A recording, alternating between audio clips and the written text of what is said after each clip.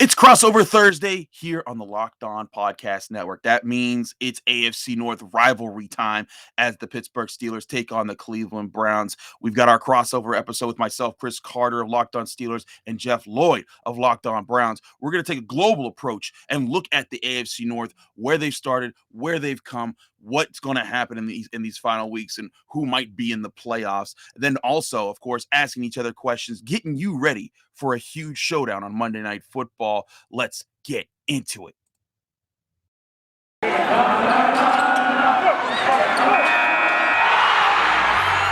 are Locked On Steelers, your daily Pittsburgh Steelers podcast, part of the Locked On Podcast Network, your team every day.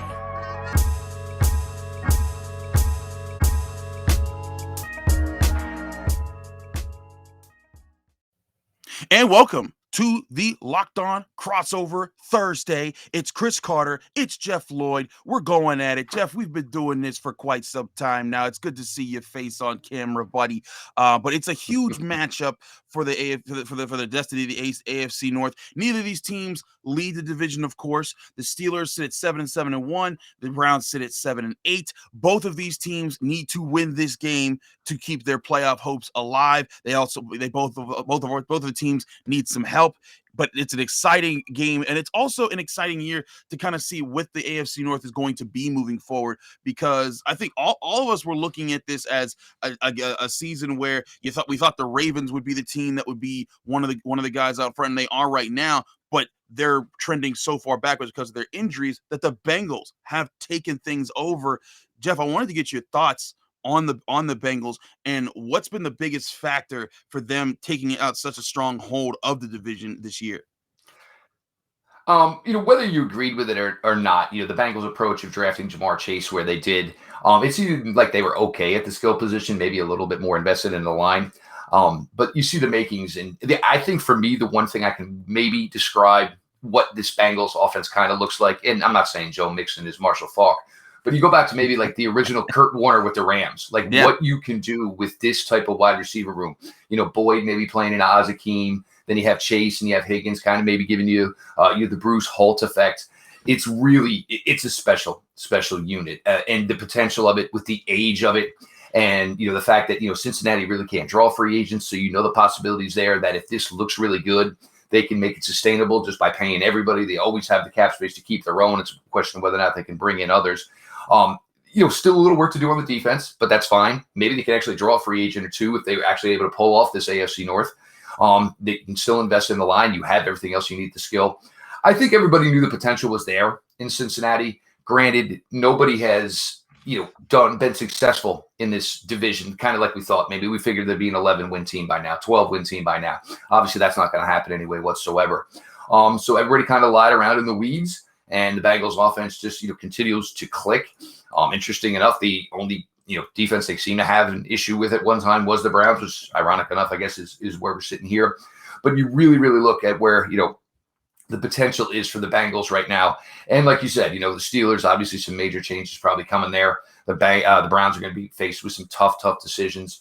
The Ravens, I think they're maybe at a little bit of a crossroads as far as, what they're going to do. It's not necessarily maybe a question of personnel, but it's maybe have they gone as far with their offensive coordinator as Lamar Jackson as they can. So a lot going on here. But for the Bengals, it's been fun to see the evolution of it. And, obviously, with, the passing of John Madden yesterday, it's weird to say that you would think with next year's Madden game, it's going to be a lot of people fighting over who gets to use the Bengals. It's kind of crazy to think that. It's crazy to think. And like you said, their offensive weapons are just numerous, and their offensive line coming together to protect Joe Burrow, to get things going in the ground game. I think that's also been a major story for them. But that offense, and that defense has made plays for them this year. They've had some big games, and they have a huge game against the Kansas City Chiefs because there's some people out there that think like, well, that whoever comes out of the AFC North is just going to get crushed in the playoffs. Well, this would be a big game for the Bengals to show like, hey, at least not us, because we if they play the Kansas City Chiefs, and yes, they're at home, but the Chiefs, you saw what they did to the Steelers. They've been, and the Chiefs have figured out a lot of things on defense and offense late in this season. The Bengals, Joe Burrow going up against Patrick Mahomes, one of the guys that's the rising quarterbacks of the AFC versus the guy who's on top at quarterback in the AFC right now. Big matchup this weekend at 1:00 to push things forward. I'm really intrigued by the possibilities of this division when you look at Joe Burrow, what he's doing on offense. But with Lamar Jackson, the Ravens still haven't signed him to an extension, and they still kind of have to formulate a plan around him. I think the Ravens are rebuilding a little, different parts of their roster. And granted, also part of that is they've been ridiculously hurt up and then just attacked with COVID this year. But at one point they were the team that everyone was thinking, oh, that's the team that's going to run away with the division. And then all of a sudden they're playing with Josh Johnson in a weekend. Oh yeah, Josh Johnson in a shootout against Joe Burrow. It's just been obviously, and from the Cleveland perspective of it, it comes so fast and it's so decimating to watch basically 6 to 7 guys walk out of the locker room 3 days in a row. Yeah. For the Browns, you put a head coach on top of that and so many other things. And look, we're not going to pontificate on what's going on right now with the league, but I'll just say that it sounds like it's something where, basically a whole bunch of guys are saying, just don't tell mom and everything will go away with what the NFL is doing as far as COVID to close out this season. But it's been a hell of a ride. And I think we all thought maybe there would be fighting for playoff spots within the AFC North. Mm-hmm. I think 17 weeks into it, none of us figured that the AFC North was going to be battling it out for one playoff spot. Yeah. Everybody, obviously, whatever your intentions were, everybody's probably underachieved a little bit to some point for whatever fan base you are. I think everybody maybe felt their team would be a little bit better. Maybe Bengals fans would be remiss there. And even still, if you thought the Bengals were maybe a 9-win team, did you think 9 wins was going to be good enough to pull out the AFC North? Very well, certainly could be. And for Cleveland, it would have to be 9 for them to pull it off. So you go into this weekend, and it's crazy here with the Chiefs. Obviously, huge in determining the standings in the AFC North last week against the Steelers. They are going to be pivotal Sunday in the 1:00 time slot against the Cincinnati Bengals. And for us, Chris, look, Browns, Steelers, it's always going to be a football game. But if the chances are that the Chiefs pull this off on Sunday, that takes Monday night. It just takes it, it takes it from 10 to about 100. Absolutely. As far as, the intensity level, certainly, the rivalry, the fans, just the, electricity that'll be in Hines on Monday night. For me and you personally, let's go Chiefs, baby. Yeah, right. It's like go get him, Pat Mahomes. And it's also funny how with the situation that both these teams have created for themselves, it's very likely that both teams, whoever wins this game, is going to need the other team to win the next week. The Steelers play the Ravens. They need to make sure. Hey, get the Ravens out of the way so that they're not in the tiebreaker scenarios for the Browns. And the Steelers in the same way. Hey, Browns, you got to knock off the Bengals if they lose to the Chiefs because that's the only way the Steelers are going to catch them. This is it's an odd situation, but one thing I think is really cool about the division, despite everyone kind of being in that mediocre range this year. This is still, this is an extremely competitive division with everyone within like a half game of each other. And the fact that down to the wire here, last place can jump to first place, and first place can jump to third or fourth, again third or last place if certain things go out that way. So certainly a competitive division. We talked about that in the preseason about how this was going to be a close race and this was going to be a tough division. Whoever came out on top, but it's going to be an interesting ride the rest of the way. We're going to take a quick break. When we come back, I want to get Jeff asking me questions about the Steelers because there's a lot of things going down right now when it comes to COVID, when it comes to injuries and where both of these teams are. I think both of these teams could have used a Monday Night Football week to give them just an extra day to prepare. So we're going to get Jeff's questions to me in just a second, but first we're going to talk to you about betonline.ag. BetOnline has you covered all season long with more props, odds, and lines than ever before. As football season continues the march to the playoffs, BetOnline remains your number #1 spot for all the sports action this season. Head to the new updated desktop or mobile website to sign up today and receive your 50% welcome bonus on your first deposit. Just be sure to use the promo code LOCKEDON. That's LOCKEDON, locked on, all capital letters, all one word, and you'll receive that 50% welcome bonus. From basketball to football to NHL to boxing to UFC, right down to your favorite Vegas casino games. Don't wait to take advantage of all the amazing offers available for the 2021 season at BetOnline, the fastest and easiest way to bet on all your favorite sports, and BetOnline, where the game starts.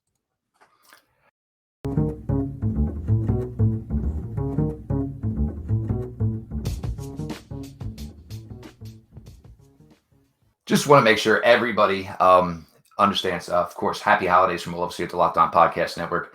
Happy New Year. Again, here maybe a second year in a row where, the holidays were a little bit different. Let's all hope and pray that, these days are hopefully soon behind us, as we seem to be, down a deeper rabbit hole here once again with COVID and obviously new strains here as well. One thing I want to start with here, Chris, a little bit of a coaching switch up here in Pittsburgh. It's not uncommon this time of year to hear that maybe a member of a staff, his plans are already made as far as moving on to something else. But it is, for me, it seems a little strange with 2 games to go. Pittsburgh Steelers still certainly breathing, still with an opportunity to maybe somehow pull off the AFC North, that you let said coach head off to his new destination with 2 weeks to go. Yeah, so of course, Jeff, for Browns fans who don't know, Jeff's talking about Adrian Clem, the Steelers' offensive line coach and a first-year offensive line coach for the team. Well, he was their assistant last year, but this is his first year as the main offensive line coach. He departed for Oregon, to be their offensive line coach, and a lot of us were questioning what was going on. Now, a lot of people at first, our response was, well, this is just a sign that the Steelers aren't happy with what's going on in the offensive line, and that they haven't really coalesced. They were trending upwards in the middle of the season, and that's all come crashing down. Kendrick Green at center has not looked good. Dan Moore Jr. has shown flashes here and there, but he's still getting beat a ton. Trey Turner's the one veteran who's trying to hold it together, but the left guard position's been beat up. It's been a lot of questions on the offensive line. So when we see that the Steelers announced that they're letting Adrian Clem go to Oregon, because basically the report was made the week before, it was an interesting hit here. Now, Mike Tomlin did say on Tuesday, and this could be Mike Tomlin just, being the captain that he is and just keeping the ship steady. He did say, hey, we talked to Adrian about this, beforehand. He came to us and let us know he was extremely professional about it. And, it was a situation where he said the coaching landscape is changing with how much money these colleges are offering and what they're offering. So, basically insinuating with his comments that Adrian Clem was going to get paid a lot more money to go coach this, Oregon football's offensive line than being a Pittsburgh Steeler. So it seemed like that was what they're saying, but ultimately, I do think that there's a question here about what went into this as far as were the Steelers just unhappy with the production that they had at the offensive line and wanted to say, hey, you know what, we're gonna. It's pretty evident to me that they're gonna reinvest into the offensive line next year. Now they'll have cap space and now that they'll have addressed a few other skill positions. So it might be a situation like, hey, we'll give the next guy, Chris Morgan, a shot to see how he looks in these final 2 weeks, and if we don't like him, we'll go out and just get a new guy that we incorporate with whatever rookies and free agents that they sign. So I think the Steelers, you're right, it's a very precarious situation, but we will see what how this plays out in the final weeks and if it leads to them actually hiring someone outside of their organization next year. And it's actually, for the first thing, because when the news came and it initially broke, I remember going back to our episode a little bit before Halloween as Pittsburgh and Cleveland played on Halloween Sunday, and you seemed almost a little giddy talking about the young offensive line, and you kind of liked where they were headed. And now to hear you 2 months later, obviously a whole different story. Just so much changes in an NFL season. Yes. Yeah, it's been a flip. Kendrick Green went from being like, hey, you're really physical to you're not getting your hands on anybody. Dan Moore Jr. Also went from being you're really physical. I will say Dan Moore Jr. hasn't regressed as much. As more so just like he's a rookie offensive tackle and he's taking on the best pass rusher each team's trying to throw it at Ben Roethlisberger's blind side. And injuries. I mean, they're down to at one point. I think last week they were playing their fifth left guard this season. So it's been a bunch of things. And I'd say their best offensive lineman, Kevin Dotson. He's been on injured reserve. There's a chance he might play this game. That would be a big boost, but it's been a complete flip in the direction the Steelers were hoping for. That's what they were hoping would be the saving grace for the offense in the second half of the season, that hey, this group will have played together and gotten better together. And then all of a sudden there's more of a run game, and that allows Ben Roethlisberger to play off the play action. That just hasn't happened. As a team who started 5 tackles this year on the offensive line, Chris, I truly understand where you're coming from in that respect, my friend. Ben here, for all intents and purposes, I think everybody knows where this is going. And, as far as, addressing the offensive line, this also might partly be for the Steelers. We don't know what kind of offensive line we need for 2022. Obviously, after such an incredibly long run for Ben, you kind of have to view the whole situation differently as it works on. How has Ben been holding up? Because we went through this last year, maybe even kind of the year before. You understand the age, the wear and tear, and Ben's just got an overall big body. Where's he at physically? Is there much really left there, or are we seeing something maybe similar to the way 2020 unfolded and ended for the Steelers? I think it is very similar to 2020 in that, Ben, he's not mobile. And so much of what the NFL needs today with quarterbacks is at least being able to move around and create opportunities with your feet and force defenses to think that way. I mean, heck, you even saw Mason Rudolph isn't exactly a fast guy, but you saw at the end of that Chiefs game, he was able to break a 20-yard run when they didn't care about it. And when they brought heat, Ben Roethlisberger, he can barely move to get out of his own way at this point. And Mike Tomlin's talked a lot about how mobile quarterbacking is changing the NFL, and it's something that's important. So I get the impression that, the Steelers are like, hey, Ben, we kept you around because your contract basically wouldn't have helped us, if we had cut you or you had retired. We wanted to give you a send-off year. And this has kind of been that, Ben Roethlisberger, like it was the first time that his family traveled in mass to an away game last week. So it was kind of like, the thinking of that. And something I pointed out on Twitter, because the Steelers, this is now 2 games with the Chiefs and the Bengals that they've lost by a lot of points. And in both of those games, Steelers fans are like, why is Ben Roethlisberger in here so late when he can get killed? And I was like, I think you guys don't realize this might be him saying, like, I'm a warrior. I want to go out on my own shield, and this is my last go. So I'm going to take as many reps as possible because I savor the game. He does love the game of football. So I think that it is the sign that this is the last go for him. But we'll see. There's been rumors that he's thinking that this is his last year with the Steelers and he might go somewhere else. We'll see how that plays out. But bottom line, I do think the Steelers, they know that they need a different look at quarterback, whether that's a rookie, whether that's a veteran. Mike Tomlin's been rumored for Jay Glazer to want a veteran to come into Pittsburgh.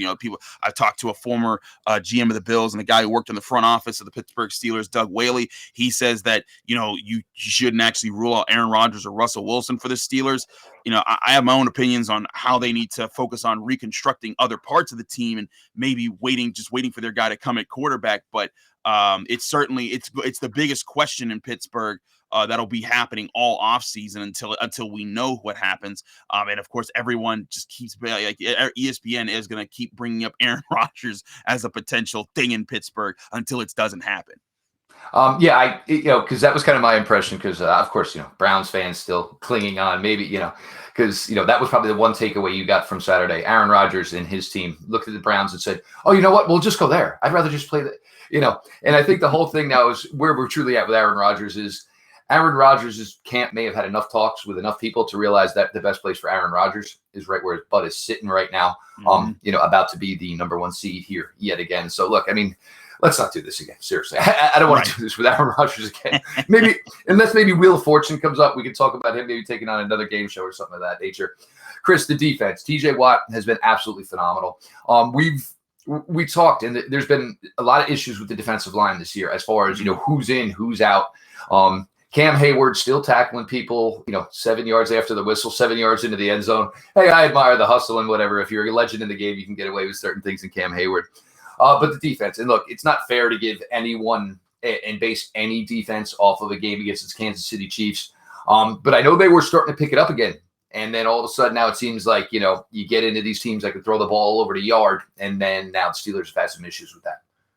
Yeah, it's really just stopping the run has been a major issue this season, and part of it is just they never got the answers back at the defensive line position that they thought they would. I mean, this was a team going into the season. When we talked about the preseason, I said this defense is going to be based off of its defensive front and being able to stop people. Stephon Tuitt had 11 sacks as an interior defensive lineman last year, and he hasn't played a single game. Tyson Alualu, they brought him back specifically to be the nose guy in between Tuitt and Hayward, and to be that playmaker, and just to be able to, hey, just fill the gaps, keep the linebackers clean. He got hurt in like week 2 or 3, and he hasn't been back this season. And then even their backups, Carlos Davis was on injury reserve, Isaiah Buggs has been hurt, and they've just been down to now 6th and 7th string, defensive tackles, and you're seeing them just getting washed. And Montravius Adams, a practice squad guy that they picked up from the Packers and the Saints, they brought him in, and he was actually a boost to the defensive line, when he played. And that to me is indicative of just what they've been able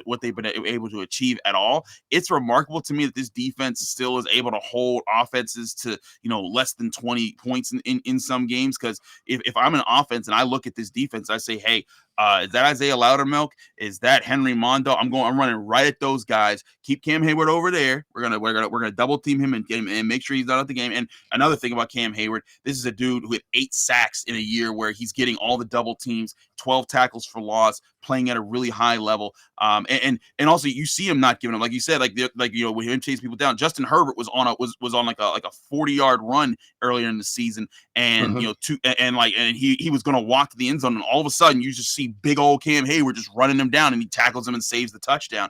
That's what he's been able to do. But yeah, it is still based off of TJ Watt. When TJ Watt plays, that's what I meant to say. When TJ Watt plays more than 2 quarters of a game, the Steelers have been 7-2 this year. The problem is he's been hurt up a lot. He has cracked ribs. He's had other injuries. He's had groin concerns. Myles Garrett is going through that right now, and he's missed enough games that when he doesn't play, the Steelers are now 0-5-1 when he doesn't play at least a half of football. And the 2 games that they've lost when he has played a whole game are the games that he's come back from injury. So that's been a major concern. But even so, he leads the NFL with 17.5 sacks in just 13 games played. And again, a few of those games he's missed a good part of. So TJ Watt is the heart and soul of this defense, at least the production part of this defense. I say Cam Hayward's still more the soul because he's the guy he's the veteran that fires people up. But you still got people like Minkah Fitzpatrick who are coming in, and Minkah Fitzpatrick, you don't want it this way, but this is again indicative of where the Steelers are. He leads the team in tackles with 114. You don't want your free safety leading your team in tackles. That means he's having to come up and make all these plays, but at the same time, he's also come up and made a lot of plays on the run to stop teams from turning a 10-yard run into a 40-yard run. And that's kind of where they've been. So this is a defense that's kind of had to, deal with some serious adversity. Devin Bush, I think, has come on better of late. He had a good start against the Bills, a bad run for about like 4 or 5 weeks, where he was not being in the right spots and looking timid and not sure of how to get around blockers. But I'd say over the last 2 or 3 games, he was able to rebound a little bit. Now, he missed the last game because of COVID, and we'll see if he gets back for this game. But they really need their young core to kind of show up and develop here. They need Minkah Fitzpatrick to keep doing what he's doing, TJ Watt to be healthy, but they need Devin Bush to keep playing better. They need some guys to emerge in the defensive line, and then we'll see where they who they can actually build around in the coming years to keep that defensive nucleus. And when you have a high-paid linebacker in Joe Sherbert, you have a former first-round pick in Devin Bush, you certainly have no thought process where it's going to end up being that Minkah Fitzpatrick is the leading tackler for your team. We're going to flip it up here. Chris is going to take on over. We're going to talk some Browns here, the trials and tribulations of what has the Browns now at 7-8, and ironically enough, not dead yet. And we'll see how everything for the AFC North, everything pretty much matters, and we'll know how much further these dances are going to go for these teams. Come about 3:30, 3:45 on Sunday. Going to continue through here. Your crossover Thursday. Locked On Browns, Locked On Steelers.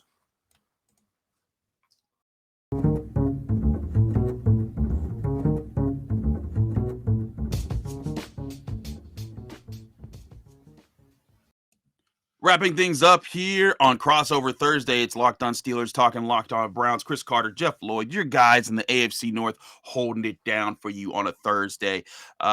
We hope everyone's getting ready for their holidays safe. They're having a good week after Christmas, and everyone's going to be able to enjoy their new year. Now, Jeff, I want to talk about the struggles that the Browns have had to get people healthy on their team, because JC Tretter has had a hard time. The offensive line's had a hard time all season. You've had injury problems at the running back position. A huge part of what makes the Browns is that their offensive line bullies people, and that their 1-2 punch of the running back position doesn't let you breathe if things get going. And that just hasn't been there this year. Who are the guys that have stepped up and filled in for the Browns, and where do you see this playing out in the final 2 weeks, just with what you've heard on the injury front and what they've been dealing with? Well, I mean, the one thing, you're not going to get back Jack Conklin. So obviously, he is on injured reserve at right tackle. Jack Conklin's season is over. But it got to the point here, and like we had these conversations in 18, 19 after Joe Thomas, are you going to take Joel Bitonio, or are you going to put Joel Bitonio at left tackle? Came into the NFL as a tackle. Browns made him a left guard. He might be trending towards the level of a Hall of Fame left guard. They were so up against it Monday late afternoon against the Raiders. They had no choice. They had to put Joel Bitonio at left tackle. He was phenomenal. Absolutely incredible PFF grade of over 91. Keep in mind, guy hasn't played tackle in years. You got into it on Green Bay on Saturday. You still didn't have Jedrick Wills. He was not able to make it back from COVID. He will be back Monday night. So you were in a position where you played Joel Bitonio at left guard again. JC Tretter, and this is where it was tough. Now, when you're talking about, the head of the NFL Players Association, obviously JC Tretter was doing everything possible to keep himself healthy. Still ended up at the end of last week, and to his credit, wasn't feeling well, voluntarily got tested, and obviously came up COVID positive. So that took him out. You put in Nick Harris. Nick Harris, second year, it was his first career start at center. Did start once a guard in 2020. Showed well. And the big key is to play center for the Browns is they like for you to be able to move. If you can be an asset pulling as a center, the Browns absolutely look for that. And Nick Harris looked really, really good in that role. Michael Dunn, who has filled in at left guard, he's better in the run than he is against the pass. Kind of get beat up the gut a little bit. So he had his issues. Blake Hance doing the best he can. Blake Hance was a great story, obviously, last year in the playoffs. But as often when you get to see somebody on a regular basis, maybe you start to notice deficiencies and warts. But this week they should be back to Wyatt Teller, either JC Tretter or Nick Harris at center. I think either one of those right now. JC obviously a lot more experience and just the wherewithal. I mean, there is no tougher son of a gun in the world than JC Tretter. The guy barely practices, gets out on the field on Friday, absorbs what he needs for the game plan, goes out there, performs, and then it's rinse repeat. And JC Tretter, we hear things like, it's degenerative with the knee, so which means it's only a matter of time. So there could be a way, the possibility where, the Browns do move on. Joel Bitonio will go back to left guard this week. You have Jedrick Wills back. So to be able to have most likely 4 out of 5 of your offensive line at this late in the stage, not even just injuries of the season, but your COVID. Oh, everybody's been through it for the Browns offensive line. So they're to the point now where hopefully that has been in the rear view. There's been times where it's been difficult to run the ball. I mean, the Ravens just basically said, we are taking this away. And there's nothing, we don't think you can get vertical on us. We don't even think you're going to throw vertical on us. And until you do, we're not going to change. Some people went to, obviously Baker Mayfield, a lot of turnovers, Christmas Day in Green Bay. The first one, which was kind of a YOLO ball, I was okay with, because the reason is you need to show that you're at least going to attempt something 30, 40 yards down the field. So at least they did it. They created a little breathing room. Nick Chubb had a phenomenal day. Granted, in the end, it didn't work out for him. But you cannot let people just come 8, 9, 10 in the box and take your best thing away.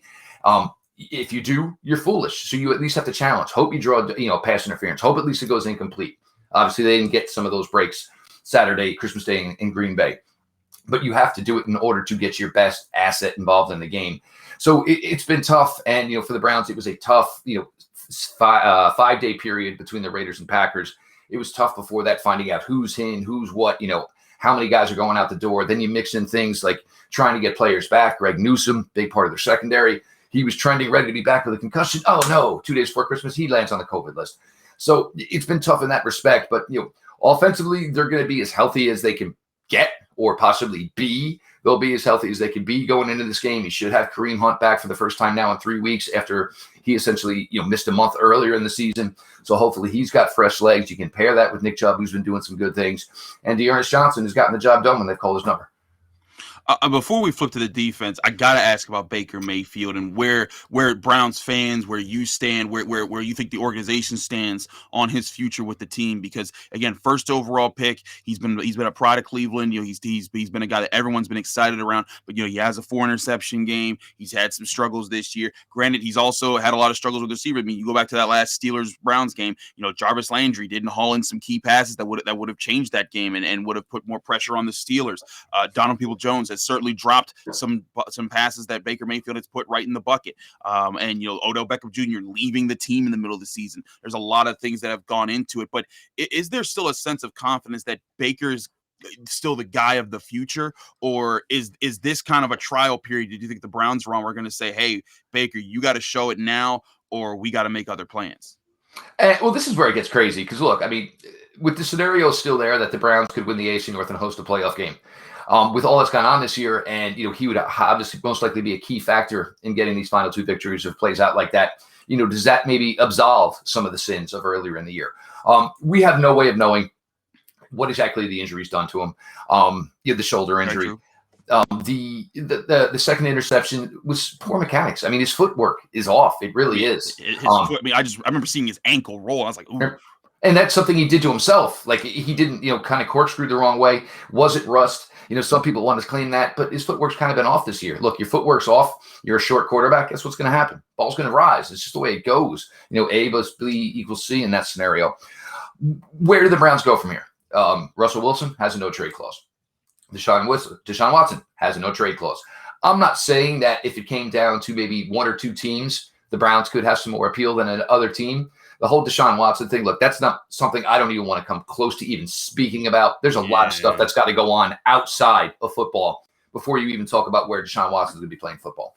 Aaron Rodgers, what he saw Saturday, is he all of a sudden going to give up 17 years in Green Bay because, the Cleveland Browns, only lost by 2 in Green Bay? I don't think that's happening. The question is, what can you do? And they're floating right around where they're going to draft probably anywhere from maybe 13th to 18th. This doesn't look like a very promising, quarterback class as far as, the 2022 NFL draft. Not to mention there's going to be plenty of teams in front of you who have to address that option themselves. Do you go a better veteran backup route than Case Keenum? Question is, what guy? Look, he's here. They have picked up his 5th-year option. I don't think anybody's coming running to take Baker Mayfield off the Browns' hands. Would they truly entertain it if there was a viable upgrade? Yes. I just don't know if that viable upgrade truly presents itself. Look, Baker, with the injury, and look, he certainly has not played his best ball. There's no way around it. I mean, you can't just say, 4 interceptions is 4 interceptions. There's just no way around that. But you also, and as you mentioned here, look, Jarvis Landry is finally healthy this year, late December. Normally guys are tapping out about this time of year. Jarvis Landry finally looks top shelf through all of the injuries, bangs he's been through this year. But at the end of the day, you look at his top wide receivers, Jarvis Landry, Donovan Peoples-Jones, Rashard Higgins. None of one of these guys is ranked higher than 77th on the PFF list of wide receivers. So he's obviously not working for much. And then you have beat writers, clamoring on, about the trio in Cincinnati. Any one of those receivers would be the number 1 wide receiver in Cleveland. Easily. They would get 10 to 12 targets a game. So he's not working with much, but in the same respect, there's a lot that he's left out there. He knows it. He admits it. And that's even the thing. When he admits his mistakes or admits his falters, like they jump on him even worse. And, I can understand him being upset. I can. Look, I mean, everybody in that locker room is probably feeling the same thing with all the expectation, all the anticipation of the season. I don't think any of them thought they'd be sitting here at 7-8 praying for help to get hopefully, to yet a second year in a row in the postseason. So there certainly is frustration with that. It's completely understandable. They just need to, get a little help here, but to think about it on the surface and say, hey, and if you would ask me in the beginning of the season, Christmas Day, the Browns are going to Packers. Browns only lose by 2. You going to sign up for it right now? There's not one Cleveland Brown fan in the world that wouldn't have signed up for that and thinking realistically that was possible. They went in there. They played well. Obviously, mistakes became their undoing. Even if it wasn't interceptions, it was just a couple of faults on drives. had one or two more times. 3 interceptions led to 3 Packers touchdowns. It's concrete. That doesn't happen. Maybe it's a punt or two. Who knows? Maybe you find a way to pull that sucker out 22-19, something of that nature. But it's been a tough ride for 6 this year. It's been a tough ride for everybody. And I think the craziest thing is, and we'll get to it here, I'm sure, is how excited I am now about this Cleveland Browns defense. But at the same time, I'm looking at this offense going, oh, man, what the hell happened? Yeah, I mean, the Browns defense shares a similarity with the Steelers in that they seem to go as far as Myles Garrett goes. When he's on and he's making plays, it creates a lot of opportunities and they win games. I mean, and the fact goes, you look at their last 2 losses, he hasn't had a single back. He's been hurt. He's talking about, like, it seems like groin injuries have really gone around the NFL this year. I don't know if it's just coincidence or it's just something to do with training. But when you look at the games that he's played, against the Ravens, he gets a big sack and they get a win. Against the Lions, he gets a sack and a half. They get a win. You see that he's a big contributor here. What have you heard on Myles Garrett's status for this game? How is he getting over his groin injury? Is the longer break coming from Saturday going to help?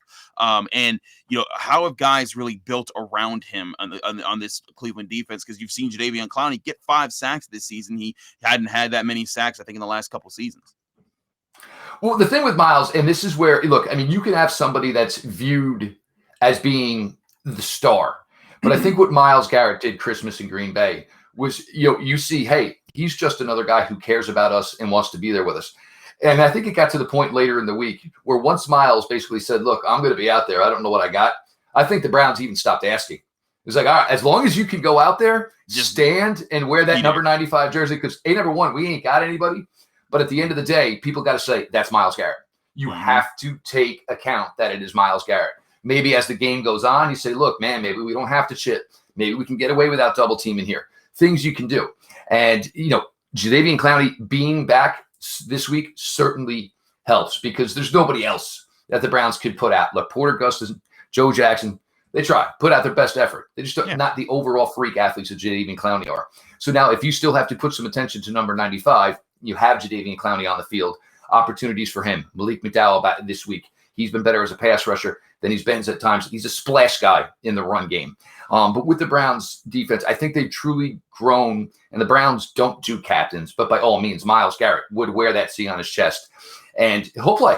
And, I think he knows full well, and it's probably hurting any opportunity at Defensive Player of the Year for him because it doesn't seem like he can truly, get to the quarterback like we've seen from Myles Garrett. You've seen maybe a little bit of smartness on his part. It seemed like there were a couple times where he was trying to lag at the line, realizing he wasn't getting penetration. So, hey, can I maybe help out by knocking a ball down? Can I disrupt the passing lane?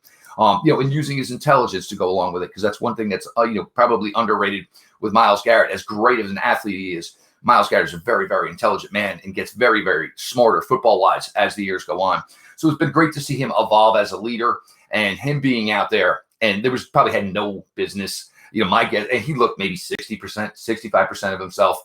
It's tough. And of course, with the groin injuries and all this stuff, Chris, man, these guys, I mean, you can use the term groin muscle. Everybody has one. But guys like me and you, it's not a muscle. It's labeled a muscle, but it ain't built. So these guys are so twitched up, so jacked up. Yeah. I mean, a sneeze will put him in a bad spot. So you hate to see it. And, for TJ Watt, it credit to his season as well. For as much time as he's missed for the statistical output he's put. But you notice it, and it's easily visibly noticeable in these games when you can see, these absolute just beasts when they're hampered, when they're limited, it shows right away, especially when, Myles Garrett's having a hard time turning a corner on the 3rd string undrafted free agent left tackle for the Green Bay Packers. Absolutely. We're way over our time. Otherwise, I'd keep asking you questions, Jeff, so we can keep things rolling. But it's always a pleasure to do Crossover Thursday with you, my friend. We get to do this twice a year, sometimes 3 times a year. And it's a pleasure doing this. It's going to be an exciting. Last year, 4. Yeah, last year. Oh, geez, wow, we did that. The mulligan. Goodness, it's just I think about that and I'm just like, wow, it's really been that many times. But bottom line is these two teams, they've regardless of where they've been, it's been remarkable to see them go up against each other. And this AFC North, it's been remarkable to see how this division has played out over the season. It's going to be a very interesting Monday night football game. For both our sakes, for the teams that we're covering, we hope to go Chiefs this week so that Monday night has a lot more weight to it, and then whoever wins that can look at at the other team and say, hey, I know we beat you last week. Can you help us out? Because we need your help there. But it's certainly going to be an exciting time. Jeff, thanks so much for doing this. Let people know they can find you, follow you, and get more of your work. As everybody knows, the Locked On Podcast Network, daily podcasts, wherever you get your podcast, make sure you're following or subscribe. Locked On Browns, 5-star ratings, written reviews at Jeff_LJ_Lloyd. Getting excited for it. There's obviously some trepidation, obviously as important as this game could be Monday night, the Browns nor the Steelers control how important this good game could be Monday night. So, of course, Patrick Mahomes, you want to go set an NFL record, Sunday afternoon, that'd be fantastic. Make James and Jake sweat it out for another week, so to speak here. But anyway you slice it, regardless, it's Browns, it's Steelers, Monday Night Football. Should always be a good one. Should always be a good one. I'm Chris Carter, the Locked On Steelers podcast. You can find me on Twitter and Instagram at Carter Critiques. You can also listen to my show just like you listen to Jeff's show on Apple, Spotify, Google Podcasts, Odyssey, YouTube, all the different ways podcasts are hosted. If you want to help us out, leave a like on the video, subscribe to the YouTube channel. That helps us out. Also, leave us 5-star ratings on Apple Podcasts. That stuff helps out. And you do it on my show, you get a special shout out at the end of the show. We got one more show this week on Locked On Steelers, one more show this week on Locked On Browns, getting you ready, final previews, final predictions on how things will play out. Stay tuned, Steelers and Browns fans. It's going to be an exciting weekend.